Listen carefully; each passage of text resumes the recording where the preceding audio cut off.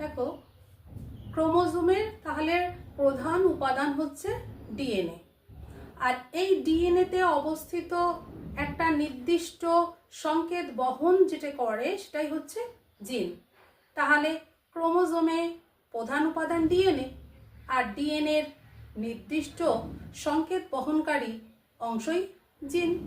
এটা এদের সম্পর্ক। এটাকে ভালো করে লিখে নাও। ক্রোমোজোমের প্রধান উপাদান ডিএনএ, আর এই ডিএনএর প্রতিটি সংবাদবাহী অংশই হচ্ছে জিন। এটাই এদের আন্তঃসম্পর্ক। আজকের মতো আমার ক্লাস শেষ। আর এরপর আমি ক্রোমোজোম সম্পর্কে আরও যা আছে সেগুলো নিয়ে আসবো পরের ক্লাসে।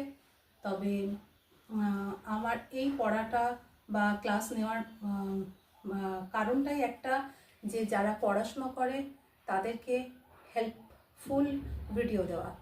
কিন্তু যারা পড়ে না তাদের জন্য সত্যি খুব খারাপ লাগে যে এতটা করেও তারা পড়ছে না। সত্যি খুব বাজে লাগে। তবুও বলবো যে একটু প্লিজ ট্রাই করো। আর টেক কেয়ার, বাই।